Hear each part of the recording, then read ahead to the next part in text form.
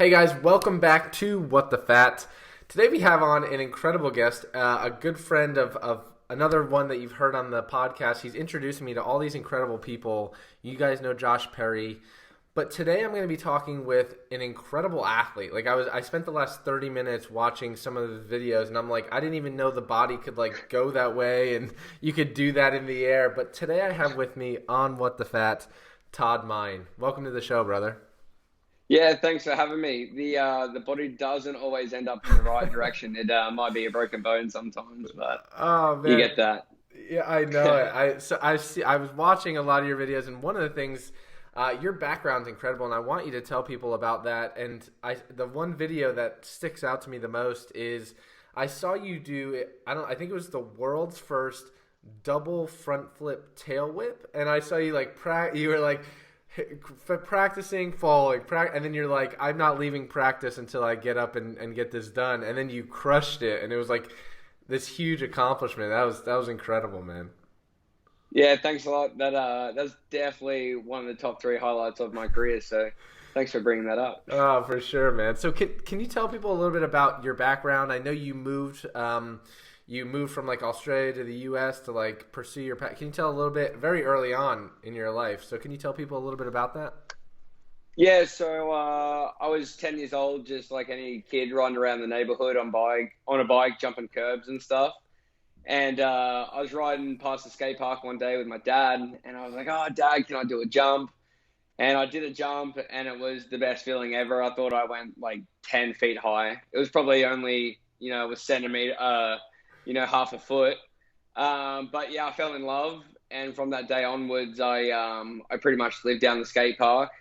Started competing about 13, kind of finding out about BMX more, and that there was a contest scene. So I got into that, just doing local comps. And then at the age of 14, I went to a contest in Sydney, met a bunch of guys that I had looked up to on the TV. And one of them, his name was Colin McKay, and he was one of my, top guys at the time that I looked up to the most. And I was lucky enough, he took a liking to me, and he just hung out with me all weekend, helped me out with tips. And at the end of the contest, he was really quick about him. He was kind of the first one to make the Aussie movement from America to Australia. So I think he was about 24 at the time. And I'm like this 14-year-old kid. And he was like, "Man, you should come stay with me and my wife in North Carolina for a couple of weeks and ride and hang out there." And obviously, I was blown away and told my dad. And pretty much, long story short, I went over there at 15. And I went to this place called Woodward, which was an action sports camp as well. And within the first day of meeting this guy, who was same deal, he was 23, so he was 8 years older than me. And he was just like, "Yeah, I'm moving to this place," which was where this guy, Colin McKay, lived. He goes, "I'm moving there. You can come live with me for free for as long as you want." And I'm like this 15-year-old kid, and this guy's just offered me to live at his house. And it's that's how cool the BMX community is, doesn't matter your age, gender, anything. If you got wheels underneath, he was like, "Yeah, man, what's up? Come live with me, let's ride." So I was in school at the time, obviously. I always have to explain this to Americans, but in Australia, it's very different, the schooling system, and it's not a big deal to drop out of school at the end of year 10. It's normal. It's not a big deal. If you don't plan on going to college, most people leave early to get their apprenticeship and get a head start. So I'm just putting that out there. Mm-hmm. So at the age of 15, I had this huge opportunity. I just got sponsored by Nike, and I had this huge opportunity, and obviously it was very hard for my dad to let me go. It was just me, my dad, and my brother at the time. My mum had passed away when I was 13, so he had this whole thing "Man, screw it, life's short, chase your dream, go for it." So 16 years old, I packed my stuff up and headed off to America, and that's kind of where it all started from. That's incredible, man. And I think I want to touch on that point because you were, what was it, 15 or 16 when you got sponsored by Nike? 16 was when the contract was signed. So That's it. yeah, So you signed that. So I just people lose sight of this in context. Like I think there's 16-year-olds today that are like still worrying about like I don't know some video game that they're worried about, and you're like a legitimate sponsored athlete by the time you're 16. I think people don't realize like the significance of that, and that just doesn't happen overnight. So can you describe like what does that mean? Were you like just crushing events? Were you just like how did they find you? How did that kind of relationship develop? yeah. So obviously, I'm young. I'm not working. I'm in school. So the first trip at 15, my dad supported me for the month trip that I went on. So when I came back and I knew I was going over, I had to get a job. So I got a job with my dad. I was working 6 days a week. So I worked my ass off for 4 months, saved every cent. I was living at home, probably spending 50 to 80 bucks a week because dad would buy all the groceries and stuff. And I didn't eat out.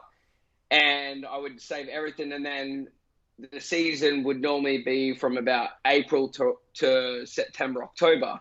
So in April, I'd have my money there and just say, I'd have 10 grand saved up. I'd be like, all right, 2 grand to get my flight there. And then I'd put a certain amount of money aside for contests and living. And then as soon as the money would run out, I would come home. So the first year I went over and, I'm finding these contests and, I'm trying and I wasn't doing the best. It was a new experience for me. Like I'm just now competing against, the guys I grew up idolizing on TV and now I get to be there. So I come back at the end of at 16, come back, work my butt off, save every penny I can, head back. And when I go over there, like that's the money I have. When that runs out, that's it. Any money that I would win from a contest or doing a show, I would put that aside for the following year. So when I went back at 17, I started doing a bit better, started making finals.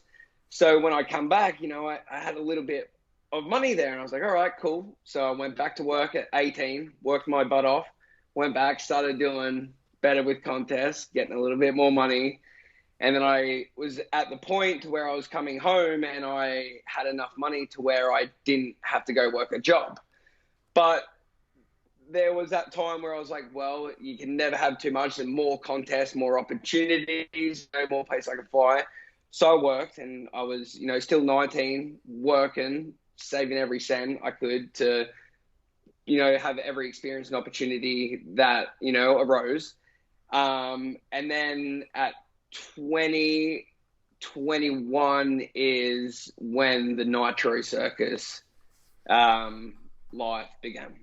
Incredible. And so if people haven't heard of like I've heard of it, obviously I like a lot of the big guys, Josh has talked about it a ton, but like can you just describe to people what if they have no idea what Nitro Circus is, can you describe to them a little bit about what it is and like what you're like kind of you getting involved at 20, 21 years old? Yeah, so Nitro Circus is pretty much it's a live action sports show and it's 20 of the best athletes in the world progressing action sports. And that's what we're all about, is doing things that have never been done before. And if that means building, a 30-foot ramp and going 100 foot in the air, well, then that's what we do. And, it's pretty much any kid's dream to be a part of Nitro Circus. The guy who created it, Travis Pastrana, is a hero in the action sports world, and everyone knows who he is. And at the age of 10, I was watching him on TV, and now I'm there riding in Nitro Circus, performing with these guys, and it's pretty crazy. Yeah, the stunts that you guys do, like literally, I think people don't realize like the boundaries of human performance. Like you guys are pushing those boundaries to be like, nope, this is actually possible under these crazy circumstances. It's like imagine taking the best of the best athletes and providing them with like these insane courses and like ramps and things, and like just go do something that you never thought was imaginable, and it comes to life. Yeah, that's the best thing, because it's like when you're 10 years old, you're at the skate park, you do a one-hander and your friend's like, oh, I think I can do that. So he does it, and then you're like, well, let's try a no-hander, and and that's how it all starts. But now it's like the Nitro Circus, it's like triple flips, and then all right, a triple flip no-hander, and it's just the craziest stuff. But the reason it works so well is because the group of people involved in it love what they do so much, and just truly just all they want to do is like ride their bikes or skateboards or motorbikes. And that really shows on tour at times, because we'll be halfway through a tour, 8 shows in, and it's the middle of winter if you're doing a Europe tour, and you go out to a practice where there's no one's in the crowd, and you'll go out there and it's just it could be the most insane tricks going down, like crazier than a show. Like someone would be just trying the most outrageous thing, and it's like, man, that's cool. Like, that's how much we love it, and it's like when someone does something like that and you're not feeling it, you get all hyped up and you're like, well, if you're going for this, I'm going to go for this. And then when there's 2 people like that, then the third guy's like, man, well, screw it, I'm going to get involved too. And then it just becomes this crazy progression session of just new tricks and just going for it. And you just don't stop. You crash, and the adrenaline's so crazy, and your friends, and you're pushing each other. And it's unreal to just be a part of something like that and see it night after night, day after day. It does not stop. It's incredible.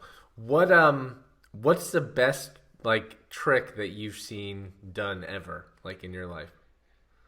The best trick I've seen, well, about 2 years ago now, Josh Sheen, he's from Australia, he's a Perth guy, where I'm from, and it was a year project, and they built this ramp, and he was seriously going about 80 foot in the air, and he did a triple backflip on a motorbike.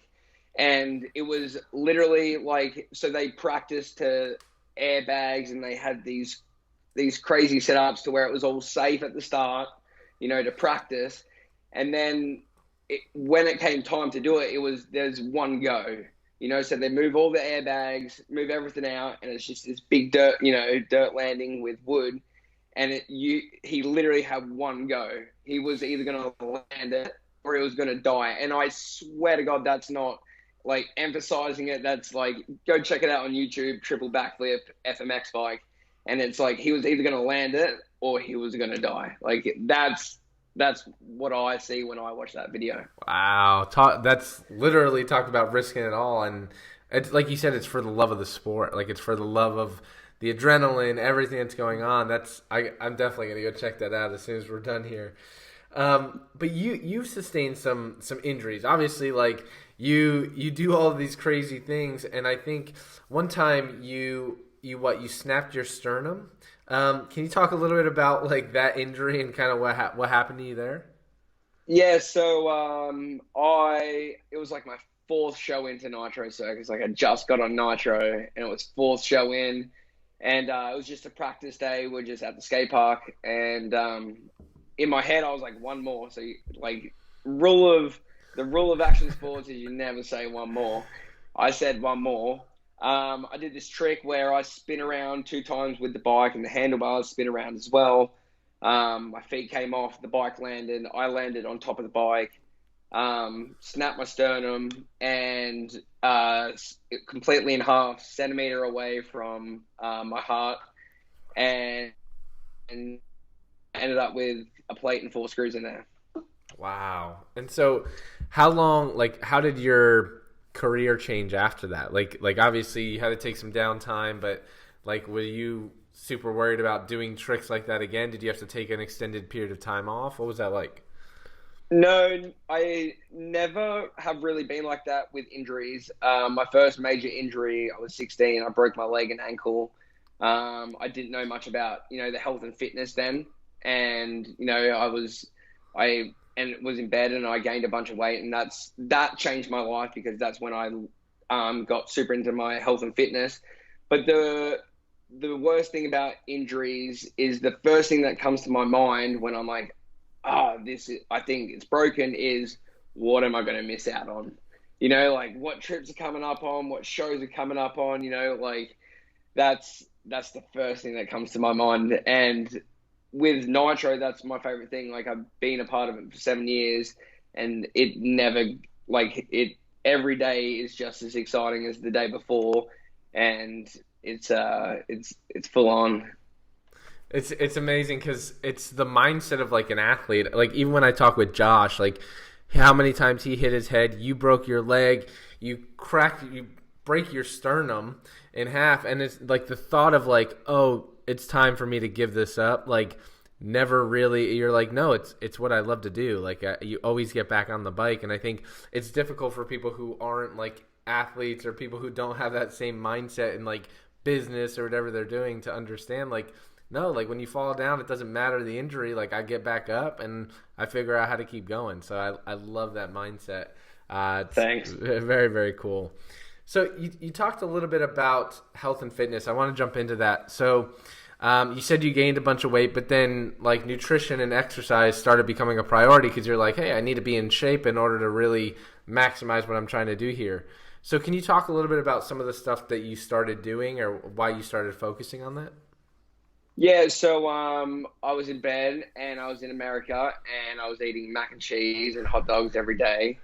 And as I said, because I was always riding, so I never had to worry about exercise or health and fitness, and I was young and I was drinking so much cool drink, soda, that it was terrible. And then when I broke my leg, I gained, I think it was 19 pounds in about 8 weeks. And I went home and I was walking out of my dad's room and my dad was like, hey buddy, he goes, you're getting a little bit chubby. And I looked in the mirror, I was like, whoa, like I really am. So I started going to the gym twice a day. Like I would go do a weight session in the morning and then cardio at night, and I lost the 19 pounds in 7 weeks. And then even though like I was just going and I didn't necessarily know what I was doing, by going that often within that 7 weeks, it just programmed it into me and now I literally cannot not go to the gym. Like every time on tour, if I have to wake up at 6, I'll wake up at 4 so I can still get that session in. And then like days like today where I woke up and I was exhausted last night, I was like, I do need to take a break. I still woke up and still end up going to the gym and riding 5 hours. It's like, I just can't not do it. And now that I understand about the food and all that, not to the extent of what yourself and Josh know, but I just know how much of a difference it makes in your life, like with happiness and attitude and like if I eat a bad meal and I go to bed, like I struggle, like I notice the difference trying to get up at 5 a.m. Like I wake up at 5 a.m., 95% of the time. And when I have that bad meal or, don't eat the best, like I really notice the difference to where now, like I cannot be that way. And it's changed my life in so many ways. So I'm pretty happy I broke my leg when I was 16. You know what's funny is Josh literally said the same thing. Like he's grateful that like he hit his head because he found a brain tumor. You're like, I'm thankful I broke my leg because it put you in this different mindset. It's just I hope I talk about that all the time on the podcast. Like just like changing your perspective of things of like, oh, rather than, oh, whoa me, look at me, I broke my leg, or whoa me, I hit my head and found a brain tumor. It's like, no, I'm thankful because now I'm able to do X, Y, and Z. And like you're clearly fit, like you work out, you live a good lifestyle, and I'm sure you're impacting a lot of people, like showing other people like, hey, this is possible to do. Like I'm willing to get up at 4, go to the gym, ride for 5 hours, and still make it part of my lifestyle. So that's incredible, man. Thanks. Appreciate that. For sure. And so what have you noticed? I'm curious because Australia, I have to get out there at some point. It's one of the places I have yet to be. I want to visit Australia and New Zealand sometime in the next year. But how have you noticed like the food, like food or nutrition? How, because you've been to both. How does it differ, like in Australia versus the U.S.? Are the foods the same, or do you notice like how do they differ? Same deal. I'm not the best at this, but I just know you guys use all the syrup stuff. What is all the Yeah, we use a lot of the main one, yeah. And so that, and you can taste the difference in it. But to be honest, I cook most of the time, and then when I'm on the road, it's with Nitro. So we're very lucky enough we get catering, and I cook most of the time. So honestly, I don't really eat out that much to really have much of a say on it, because the food from the grocery store that I get, mostly it's vegetables, fruit, and the meat. So it's nothing that I can really taste the difference of, because most of the stuff that I eat there is healthy, and I can't really notice the difference. So unfortunately I can't really say much on that, but I know that I would never touch McDonald's in America.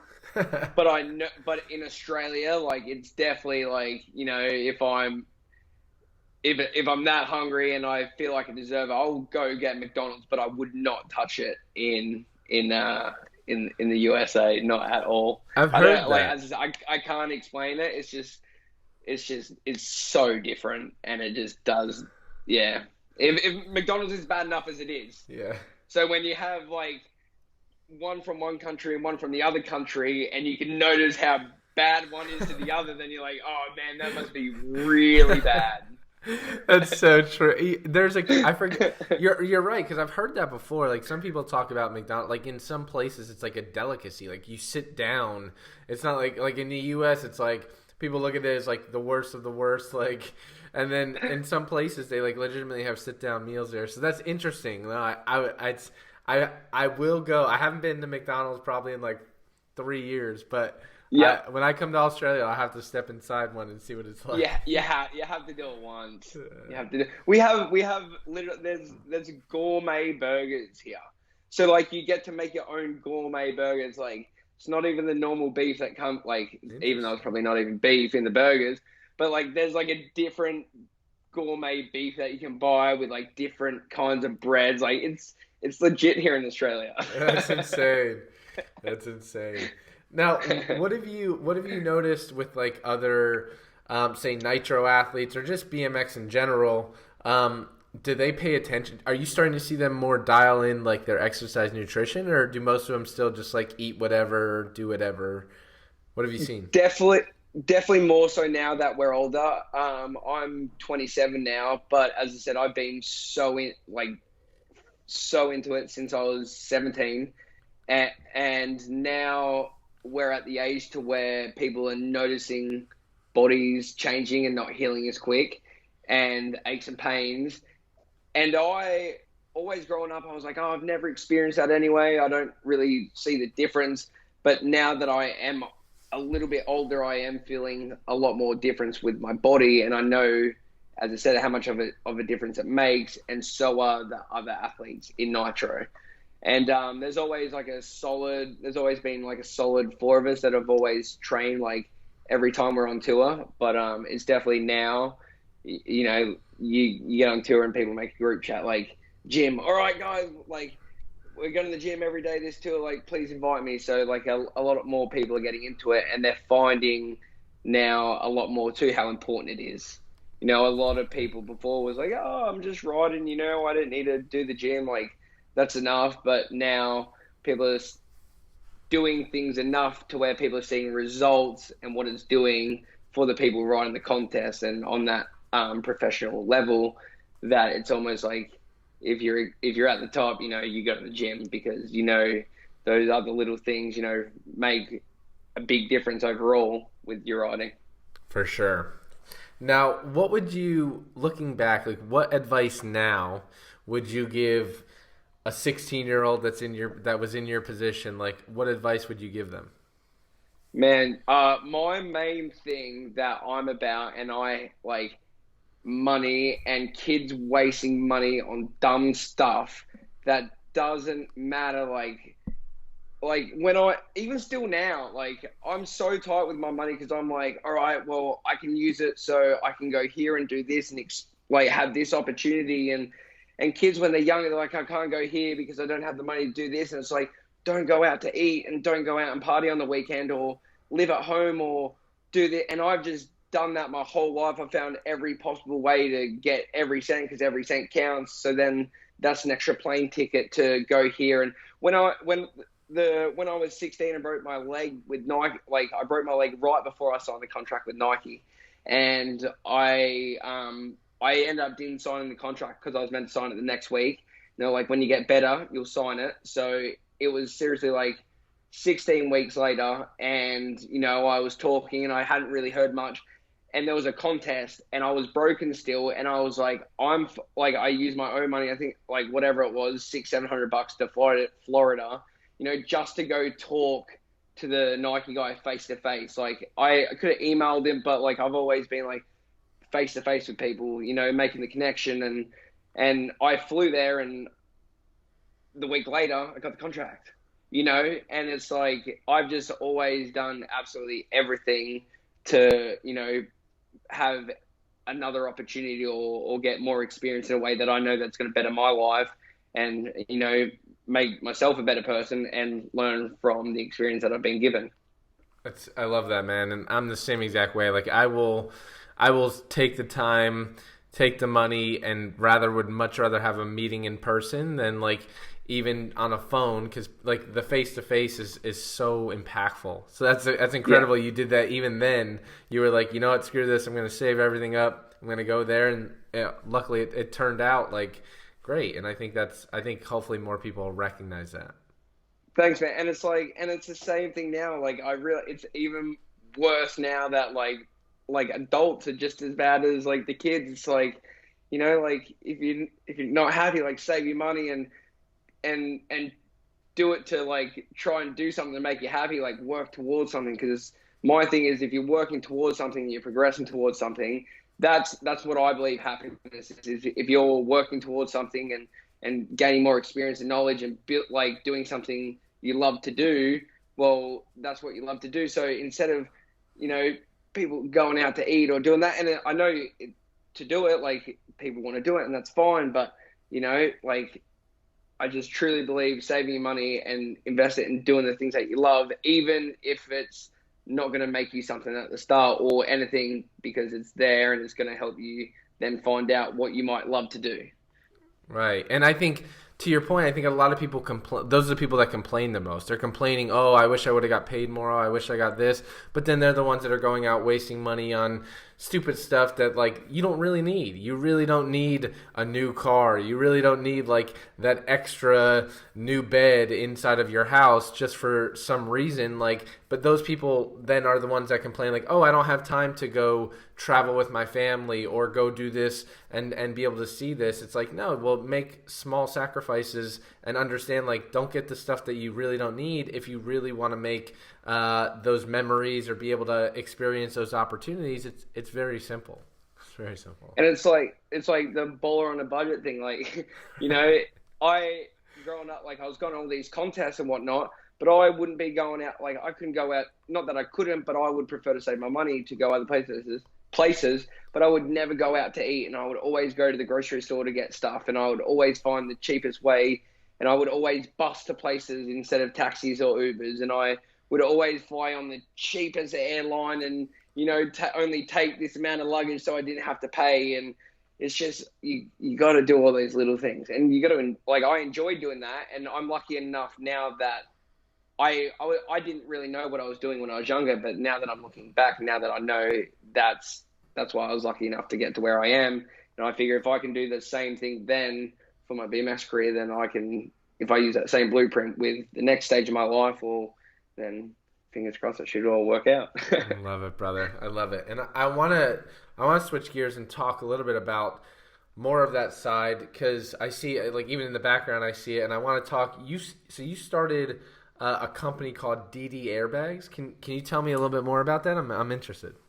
Yeah, thanks. So on Nitro Circus, our landings they're about 16 feet tall, and they're actually blow up. They blow up, and we put this kind of plastic on top. We call it resi, and it looks like a normal jump. It lands like a normal jump, but when you fall from the sky like we do from 30 feet, 40 feet, and land on this, it's a lot more forgiving. You still get knocked out and break bones, but you can go for those crazy tricks, and that's why things are progressing so quick in action sports.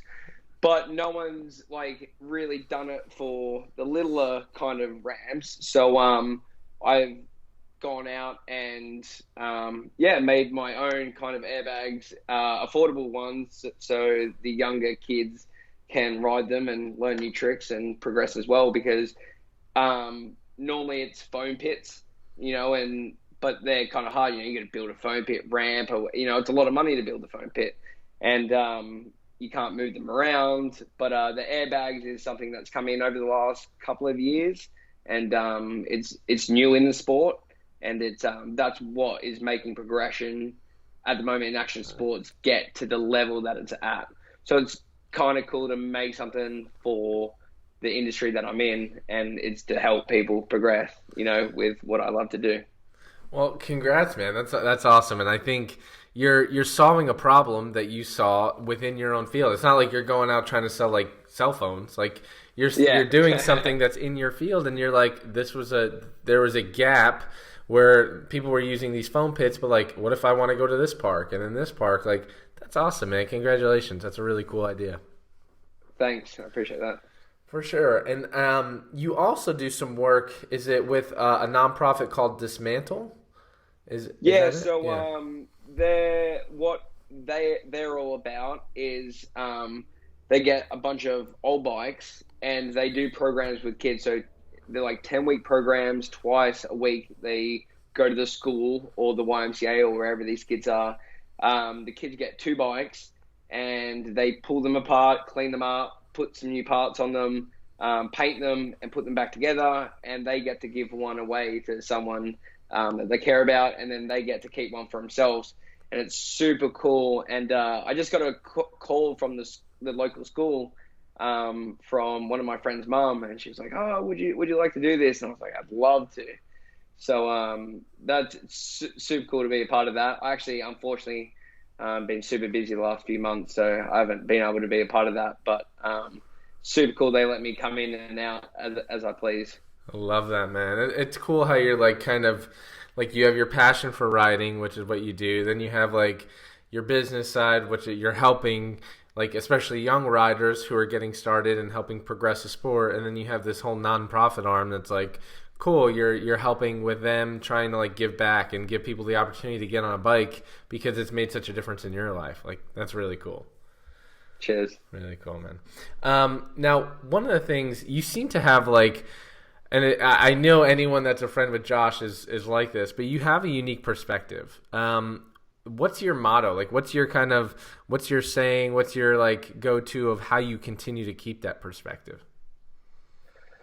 My main thing is I read this quote one time and it's just stuck with me, and it was like, to waste time is to waste your life. And that, like, man, that just, I always think about that. And that what keeps me going, and that's why I feel like I'm full throttle all the time, and I can't sit down. I can't sit I can't sit still. Like I struggle big time with that. But I feel like we only got a certain amount of time here, so I just want to learn and experience as much as possible and just gain as much knowledge as I can, because there's so much cool stuff out there to learn. And as I said, Josh got me into a lot of things, like about learning about the brain. So I'm lucky that I can call him and ask him a lot of cool questions about that. But I just love learning, and as I said, I feel like we got a limited amount of time. So I just want to do as much as I possibly can in the time that I have. I love that, man. That's perspective. And I think so many people, and I'm glad you're sharing that with a lot of people, because I think so many people, like, everyone at the end of the day knows there's a limited amount of time. Like, everyone in this world has the same 24 hours in a day, but people like to think, oh, I have so much time, until they don't. You know, like they think like, oh, I could do that later. Oh, I'll do that later. Or they're spending time Netflixing and chilling when they could be working on something else, like a nonprofit or a business, or helping impact people with whatever their craft is. And instead they're wasting time doing other nonsense stuff because they try and push it off. And then by the time they get to it, it's too late. So I love that, man. I love that perspective. Thanks. So goals. I want to finish this off with your goals. I want to talk about what are some of your goals for maybe the next year, next couple of years. What are some things that are on the horizon, things you're looking to do? You have a lot going on, clearly, so I just would love to hear what some of your goals are. My goals right now with BMX riding is to stay as fit and healthy as possible is my number one goal, as always. There's a couple of tricks that I want to tick off the list that haven't been done before, that is going to take some work that I have to fly to New Zealand for. So I'm just waiting for the right time for that. But as I said, that's the same deal. Limited amount of time. There's only so long I can do that for. So be at this level. So I'm trying to use my time wisely. With the business side of things, I just would love to, grow this company and run something. I think that's everyone's dream is to create something and see it move forwards and progress. And as I said, that's what gets me up every morning now. That's what I work on every day. So if I can keep working on this and keep it going the way it's going and help people, in action sports progress, that's awesome. And that's my number one goal with that. And then as just in life, I just bought a house down the road from my dad here in Australia, and that's something that's been a lifelong goal, is to buy a house. My dad taught me very young, like, save your money, buy your house, and I finally achieved that. So now, to be honest, that was the number one thing that's been on my mind for the last few years. So I've actually been trying to figure out the next kind of thing that's, driving me to push harder. But I'm just reading and learning every day and trying to figure out what that is. And lucky enough to have some awesome friends and good influences to be around and talk to. Incredible, man. Well, that's a huge accomplishment, man. Congratulations. That's awesome. And I think everything you're doing is incredible. I think like you getting your message out more and sharing. I know you do a lot on social media and obviously with your tours and everyone that you're interacting with. I just encourage you to keep doing it, man, because everything you're doing is incredible. And I think there's a lot of people who could use that perspective that you have, just like I talk with Josh about all the time. Like, I push him out all the time. Like, dude, get out and go talk to more people, because like a lot of people don't have that same mindset. A lot of people don't have that perspective. You could be that person that is sitting there that's at the top of their career, crushing it in BMX, crushing it in Nitro, and just be content. But you're like, no, that's not good enough. Like, I want to do this. Like, I'm helping build this business. I'm helping with like all these different things. And I think you helping more people understand, like, listen, I'm maximizing my time and prioritizing what things in my life that are important. I think that's incredible. So I love that. And I love that you share that with so many people. And I appreciate all your time and energy into this podcast, man. I really do. Yeah, thanks for having me. I really appreciate it. Josh has said a lot of good things about you, and so I've been looking forward to this. Thanks for having me on your podcast. Absolutely, brother. And before we go, where can people find you if they want to watch more crazy tricks or just learn more about you? Where can they find you? Most of my social handles is my name, Todd Meyn, TODD Meyn, which is MEYN. It's my Instagram handle, Facebook, Twitter, Skype, the whole deal. Awesome, man. And we'll post that in the show notes so people can find it and just click on it. And if you want to watch some crazy videos, that's definitely the place to go see it, man. Well, thanks again, brother. I appreciate you coming on. I appreciate your time. And if there's anything I could ever do to help, please let me know, man. I'm here to help. Cool. Thanks, man. Same goes. You got a place in Perth, Australia. You need a place to crash. I'll have to take you up on that, man. I appreciate it. Cool. I'll hold you to it. Awesome, man. Have a good one.